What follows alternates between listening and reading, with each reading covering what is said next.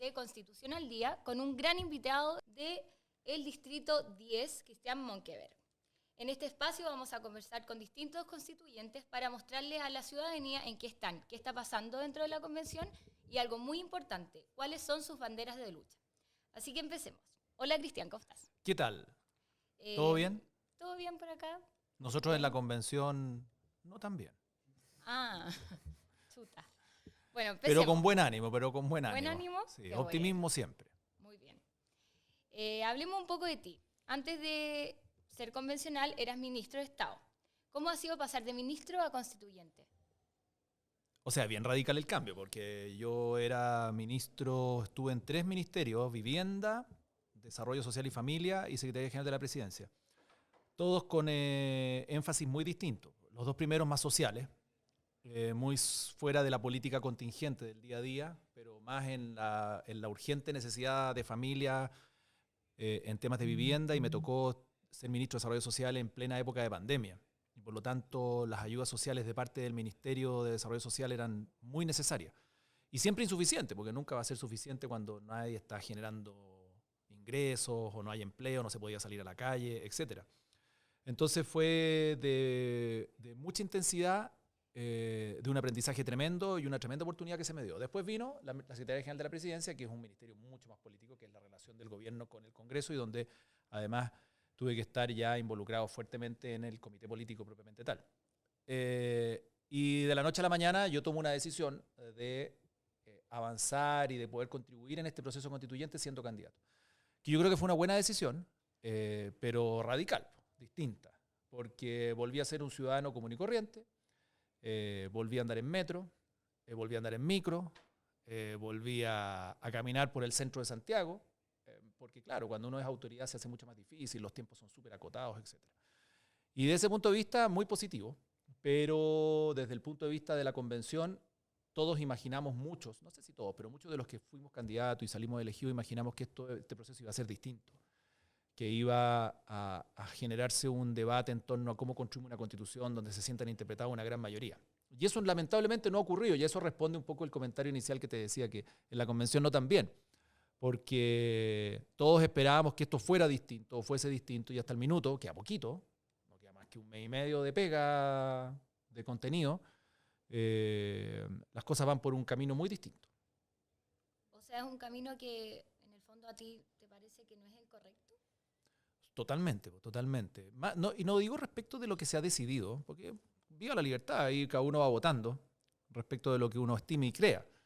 Si el punto es cómo se ha enfrentado este proceso constituyente. Los procesos constituyentes normalmente tienen que buscar interpretar una gran mayoría. No es la política contingente, no es la constitución, no es una ley. La constitución, el debate que se da en la convención no es el debate que se da en una Cámara de Diputados, donde hay un rol de oposición y gobierno permanente, choque, fiscalización, disputa política, que se da en todo el mundo. La convención, y por eso se eligen de manera distinta, y por eso la integración es distinta, y por eso hay gente del mundo más independiente también, lo que tiene que buscar es ciertas normas permanentes que le den estabilidad al país, le den certeza. Y eso acá no ha funcionado. Aquí más bien ha sido una constitución que se está construyendo en la lógica del mundo indígena, identitaria, que responde a nichos, a desafíos que cada uno le interesa. Por ejemplo, yo soy amante de la naturaleza, muy bien. Logro poner el tema de la naturaleza dentro de la Constitución y el resto vamos viendo cómo se arregla. O los animales, o el tema indígena, o los temas medioambientales, que son todos muy legítimos.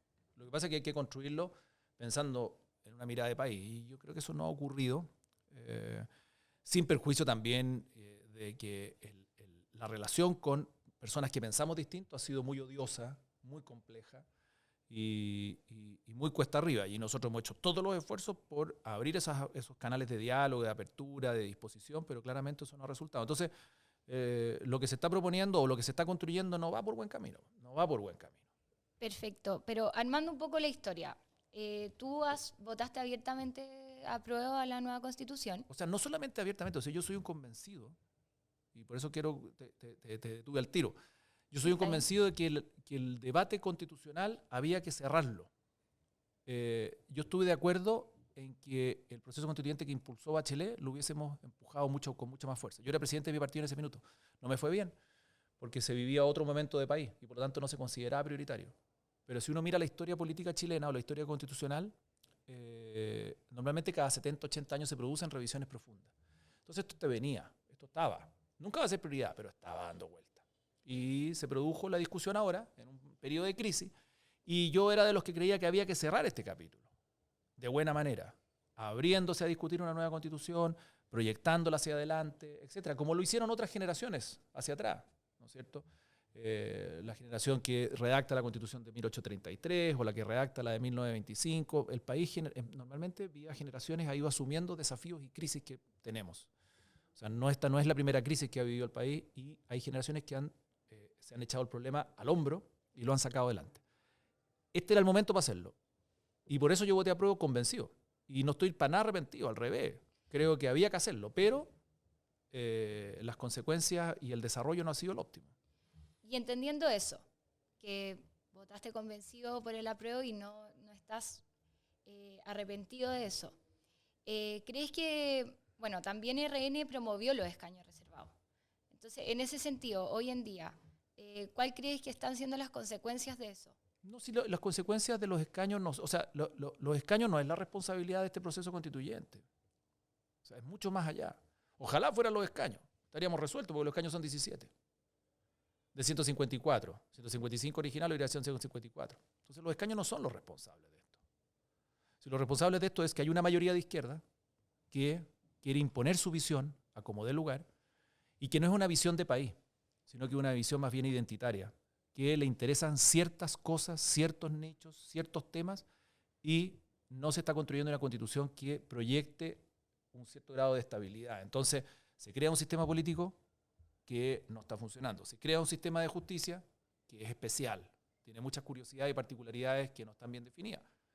Se crea una relación de la persona con la naturaleza muy distinta a lo que normalmente se ha creado o se ha desarrollado en nuestro país.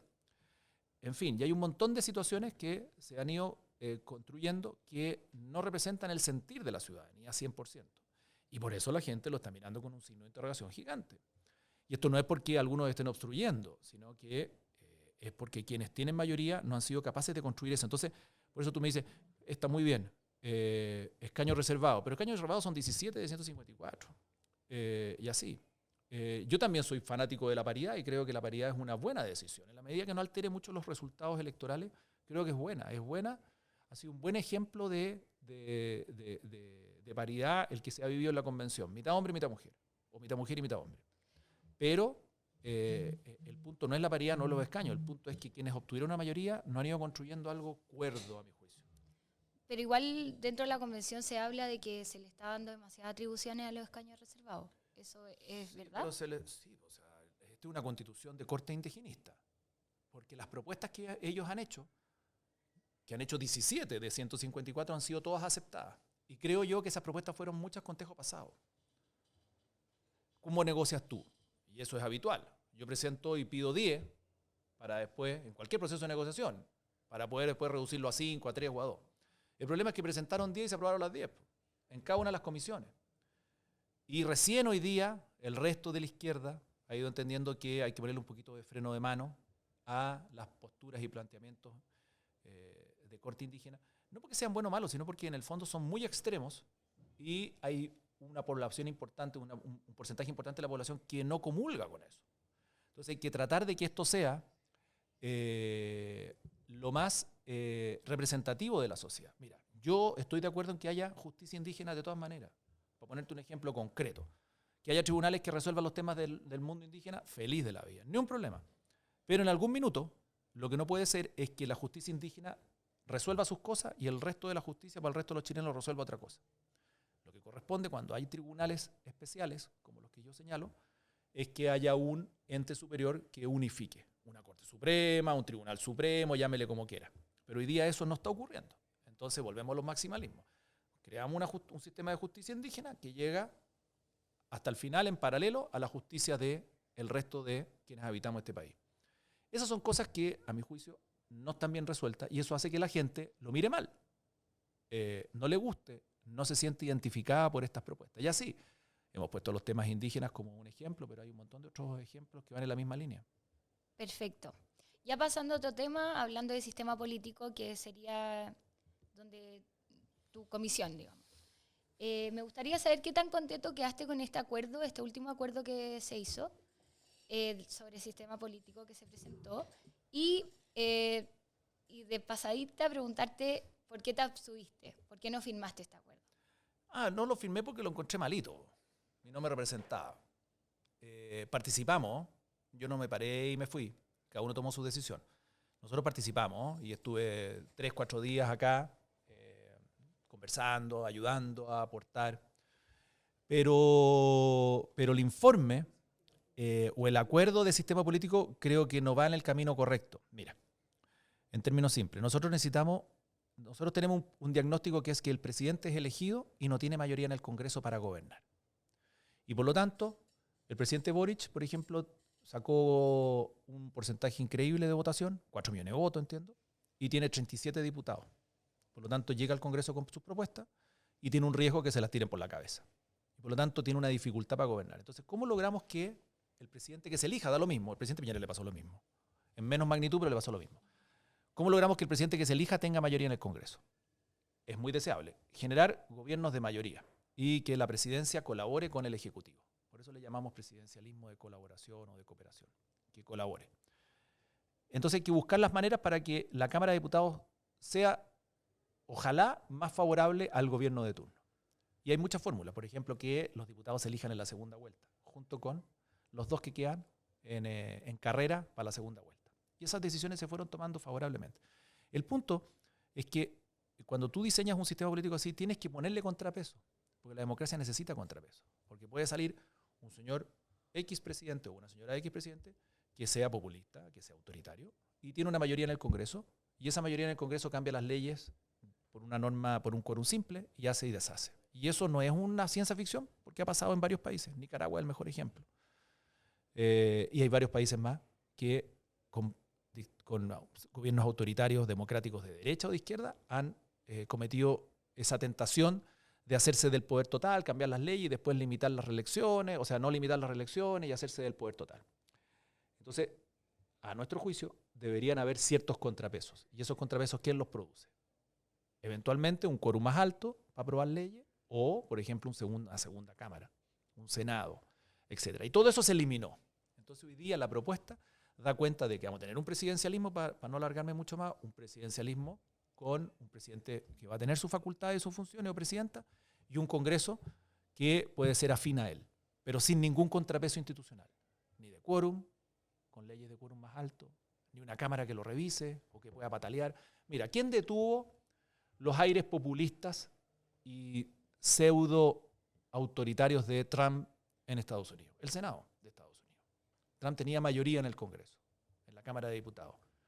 Era un presidente muy popular, muy carismático, pero el Senado era el que le ponía el contrapeso y lo frenaba en algunos casos. Y le decía, sabe que hasta aquí no más. Y él lograba la votación mayoritaria en la Cámara.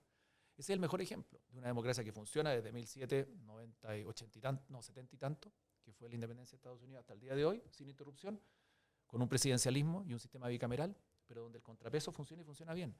Que ha sido el modelo que inspiró a las democracias latinoamericanas porque ellos se independizaron antes y por lo tanto el presidencialismo se afirmó mucho en Chile y en Latinoamérica a partir de lo que Estados Unidos creó en su constitución. Entonces, ahí hay ejemplos de que las instituciones funcionan, los contrapesos, y eso aquí no está ocurriendo o lo que se quiere hacer es algo distinto. Entonces, a mi juicio, eso tiene un olor a que puede terminar mal un sistema político como el que estamos implementando. Entonces, según entiendo, este acuerdo, o sea, llegaron al acuerdo de hacer un presidencialismo atenuado. Sí, el presidente tiene menos facultades y hay un Congreso, que es la Cámara de Diputados, que se va a llamar ahora Congreso de las Diputadas y los Diputados, más fuerte. Más fuerte. O sea, el poder se concentra en el Congreso, en la ¿Qué Cámara de pasaría Diputados. con la Cámara de las Regiones? Ese sería... Ese es el Senado. Ustedes buscan que tenga más atribuciones, Claro, como un Senado. Que tenga un poquito más de atribuciones. No que haga lo mismo que hoy día, pero que tenga más atribuciones, que pueda revisar ciertas normas, que pueda en algún minuto decir, ¿sabe qué más? Oiga, diputados, ustedes se fueron al chancho con esto, quiero revisar esta norma. Y eso existe en otras democracias. No digo que las revise todas, pero por ejemplo que pueda revisar algunos temas. Y eso se puede hacer. Lo piden por un número determinado de senadores, piden y plantean, oiga, esa ley en específico es muy extrema, la queremos revisar. Se puede hacer. Y existen un montón de fórmulas para que estas cámaras revisoras pidan revisión y pidan contrapeso. Hoy día en Chile, las dos hacen lo mismo y algunos dicen que esto ha hecho que demore el proceso legislativo, que sea más lento, que taponeen. Ya, está bien. Yo no compro ese argumento, pero está bien. Entonces, creemos un Senado que tenga menos facultades, pero que pueda decir algo. Aquí no puede decir nada, la verdad. Tiene facultades muy disminuidas, es bien decorativo sus funciones y sus roles. Y yo creo que esto se mejora bastante si es que le damos esa posibilidad de revisión en ciertas materias a las decisiones que se vaya tomando por la Cámara de Diputados, que hoy día se va a llamar el Congreso de Diputadas y Diputados. Perfecto. Entonces, este bicameralismo asimétrico. Asimétrico, claro, porque hacen cosas distintas, claro. Algunos dicen que es como un unicameralismo encubierto o maquillado. Sí, claro, encapuchado, fondeado. ¿Tú opinas lo mismo? Sí, sí, por eso, por lo que te explicaba recién, en el fondo, porque existen dos cámaras, pero el rol de la segunda cámara es muy debilucho. Entonces no puede hacer nada en el fondo. Y si la cámara de origen, que es el Congreso, la Cámara de Diputados, se quiere imponer en alguna propuesta, no tiene nada que decir. Vamos a los ejemplos concretos. ¿Qué pasa si la Cámara de Diputados quiere aprobar el salario mínimo a 500.000 pesos? ¿Ya? Y resulta que lo aprueban a 400.000 pesos o lo aprueban a 600.000 pesos y es inalcanzable. Supongamos que 500 es el monto máximo que se puede aprobar porque la economía no da para más por ahora y lo aprueban a 600.000 pesos. ¿Quién puede hacerle contrapeso a eso? Nadie. Se aprobó y se aprobó. Con las consecuencias positivas y negativas que eso significa al país. A lo mejor van a quedar todos felices. O, por ejemplo, supongamos que el presidente decide que se quiere reelegir eternamente. O supongamos que el presidente decide que hay que cambiar el sistema electoral para elegir a los parlamentarios. Y así. La segunda cámara, frente a cosas como esa, no va a poder decir nada. Y si puede decir algo, va a ser muy acotadito. A eso me refiero con contrapeso, que en el fondo que alguien le pueda decir, oiga, ¿sabe qué más? Aquí, el peso está aquí en las balanzas. El contrapeso va a poder nivelar esto. No para obstruir, porque eso es la diferencia. Uno puede decir, oye, le estáis dando facultades para que obstruya, no avancemos más. No, no es eso. Es para que en ciertas materias y en ciertos momentos puedan levantar el dedo y decir, ¿sabe qué más? Esto revisémoslo bien, démosle una segunda vuelta. Siempre las segundas vueltas, o sea, no las segundas vueltas nunca son, no todas son malas. Cuando uno mismo en su casa, en tu vida, en general uno toma decisiones y dice, lo voy a pensar bien, voy a masticar bien esta idea, y uno de repente se demora en tomar decisiones, no es impulsivo. Por algo es. Pues. Entonces, en la vida pública y política, lo lógico también es que eso se haga. Perfecto. ¿Y con cómo quedó este acuerdo? ¿A qué sistema político se podría parecer? No, es un sistema, a ver, es un presidencialismo. ¿De otros países? Sí. Los peruanos tienen algo parecido. Perú tiene 6 meses de gobierno y 4 presidentes fuera. Claro, y ahora están pidiendo por segunda vez la destitución, entiendo, o lo pidieron hace poquito. La otra vez leía un Twitter que era bien impresionante, decía Perú ha ido, que es gráfico, ha ido al Mundial 2 veces. Y en 8 años ha tenido un solo entrenador de fútbol, que es Gareca. Pero en esos mismos 8 años hemos tenido como 8 presidentes. Y el que lo escribía era bien futbolero y ponía el ejemplo. Decía, mira, y la estabilidad ha dado cuenta de que nuestra selección, era un peruano que lo escribía, nuestra selección le ha ido bien, porque hemos tenido estabilidad, etc. Y al gobierno no le ha ido bien, ¿por qué? Porque no ha tenido estabilidad, porque se caen y se caen y se caen. Entonces eso quiere decir, en el fondo, hacer un parámetro, un paralelo entre el fútbol y cómo le ha ido bien al fútbol, al Perú en el fútbol, versus en lo institucional, que es mucho más importante, mucho más determinante, y les ha ido pésimo. Y eso lo leí en algún minuto de algún de estos politólogos peruanos que se quejaban amargamente de lo que ellos armaron como forma de gobierno de ellos. Perfecto. Bueno, y también se ha estado hablando en algunos medios de que este acuerdo se podría llegar a caer. No creo que se caiga. Comentando. Digo que como que el Partido Socialista podría rechazar algunas normas. Eso. Sí, pero no se va a caer el acuerdo. Van a caer algunos artículos. O sea, yo a esta altura, aspiro a que ojalá se caigan algunos artículos para poderlos corregir en la línea de lo que estamos hablando. Pero no creo que completo se caiga. Pero esto se va a saber en unos días más, así que vamos a tener la película bien clara. Pero ojalá algunos artículos se rechacen por lo mismo. Perfecto. Para que haya corrección. Y bueno, ¿y tú crees que la ciudadanía estaría esperando que se aclare esta película como para poder empezar a tomar decisiones para el plebiscito de salida? Sí, o sea, mira, queda un mes y medio. Y por lo tanto, yo creo que todos, antes de tomar una decisión, esperemos la propuesta completa. Y ahí evaluemos. Pero la propuesta hasta el minuto es bien incompleta y no tan representativa, entendiendo que las constituciones tienen que representar una gran mayoría, tienen que dar estabilidad. O sea, lo peor que le puede pasar a una constitución es que al día siguiente la mitad que dijo que no empiece a querer cambiarla, así que se llega a aprobar. O sea, ¿de qué sirvió todo ese proceso, ese debate? Si, no sé, pues la aprueba un 52 y la rechaza un 48. Entonces la mitad del país no está de acuerdo. O sea, hoy día le escuchaba al presidente Boric que el plebiscito de salida tiene que ser un plebiscito de unidad, no de división. Todo indica que vamos a la división y al caos total. Y evidentemente, ¿de dónde sale ese mensaje? Ese mensaje sale porque hay encuestas que ya empiezan a aflorar y a mostrar que la cosa va mal y que la gente no está conforme con el trabajo. Y el grave error de quienes han salido a criticar esas encuestas es no creer. No, esto no es verdad, esto no es cierto, estos son los empresarios, estos son los poderes fácticos. Esconder el problema debajo de la alfombra. Es mejor darse cuenta y tratar de corregir. Ahora yo veo dificultades y difícil que esto se corrija, porque queda poco tiempo. Pero no reconocer que la gente se cosa andar en la calle, no. Pues, a mí el que me para me dice, oye, déjense de hacer locura, frenen las leceras, ayuden a que las cosas caminen bien, tengamos una cosa tranquila, que nos dé certeza a todos. O sea, yo no escuchaba a nadie que me diga, bien, oiga, compadre, bien lo que están haciendo ahí. O sea, al revés.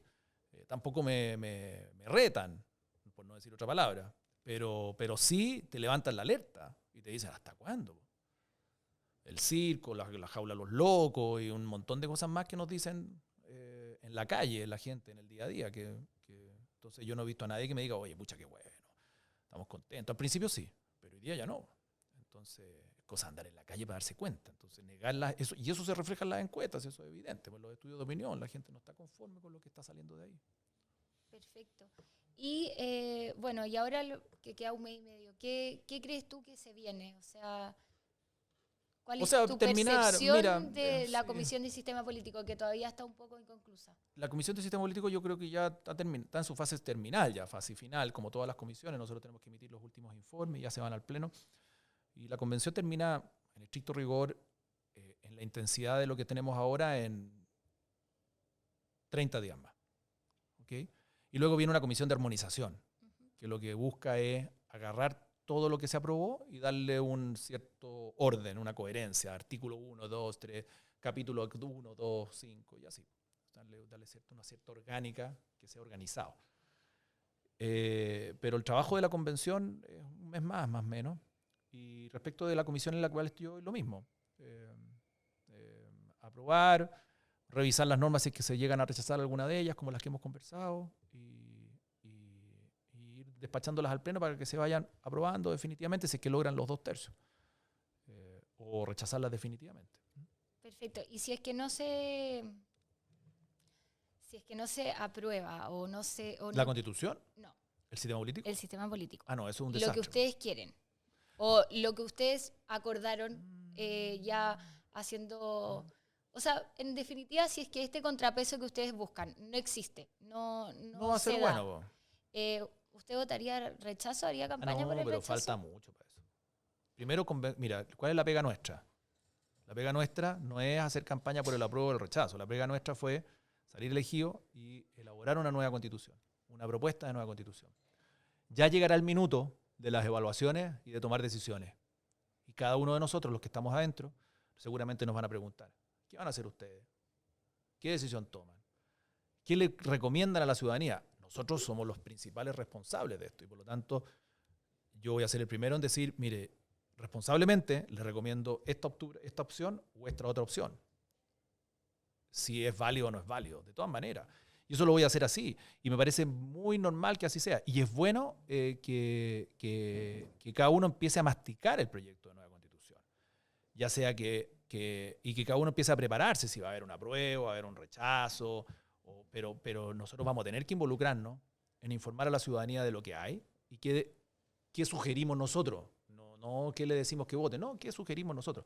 Pero es un tema que hay que hacerlo responsable. En su minuto, ¿cuándo? En julio, cuando se haya entregado, cuando se esté haciendo la publicidad, la promoción del proyecto de nueva constitución, y ahí cada uno tendrá que decir responsablemente, ¿sabe qué más? Esto en esta línea o en esta otra. Hoy día creo que no es conveniente hacerlo y decirlo porque entorpece el trabajo que está allá adentro. O sea, lo que hay que hacer ahora es terminar.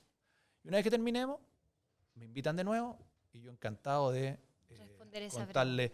No si te la respondí, lo que pasa es que no te pude responder si es que por uno o por otro lado, porque evidentemente no está el resultado. Entonces hay que esperarse un ratito. 2 meses más vamos a tener claridad y cada uno, ustedes, yo, cada uno de nosotros va a poder decidir sí o no respecto de lo que sale de ahí. Perfecto. Bueno, muchas gracias. Fue un gusto haber conversado contigo. Igualmente. Y espero que nos volvamos a encontrar. Así, en un tiempo más. Depende de ustedes. Sí. Que me inviten. No, yo te voy a invitar de todas maneras. Muy bien. Gracias. Ya, muchas gracias a todos. Que estén muy bien. Nos vemos en una próxima edición de Constitución al Día.